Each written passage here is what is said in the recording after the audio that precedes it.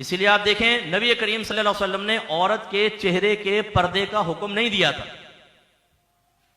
आपने तो इस्तिस्ना फरमाया था।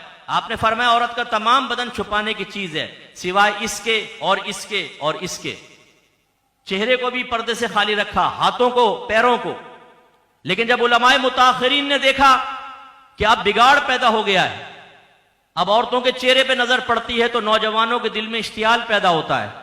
फेसबुक पर भी किसी को मेकअप में चुड़ैल को भी देख लेते हैं तो दिल हार जाते हैं उसके सामने। तो उन्होंने कहा कि भाई मुंह छुपाने का हुक्म दो वरना ये उम्मत तो गई हाथ से। तो उन्होंने चेहरे के पर्दे का हुक्म दिया। अब अल्लाह क्या फरमा रहा है, उलिल अम्री मिनकुम।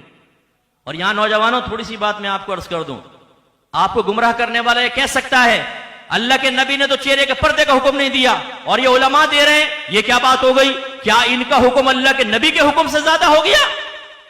उसके जवाब में ये हदीस सुनाइएगा। नबी करीम सल्लल्लाहु अलैहि वसल्लम ने सहाबा किराम से इरशाद फरमाया, अल्लाह की बंदियों को मस्जिद में आने से ना रोको।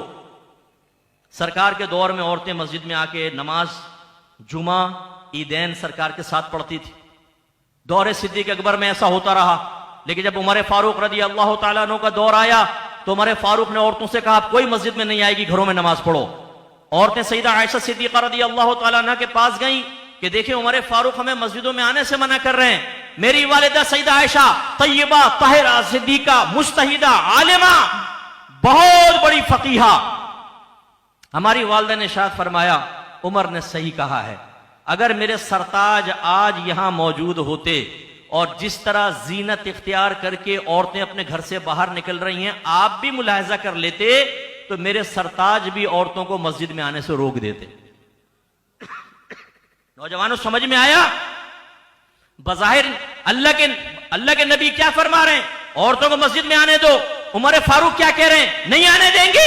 बज़ाहिर टकराव है, लेकिन आपकी वालिदा ने मसला सॉल्व कर दिया कि कौलों के टकराव को ना देखो, सरकार का कौल अपनी जगह, लेकिन मिजाज रसूल को देखो, सोचे रसूल को देखो, फिक्रे रसूल को देखो। अगर मेरे हबीब आज यहां पर होते और औरतों के फैशन देखते, मेरे आका भी मना फरमा देते। ये उसूल है।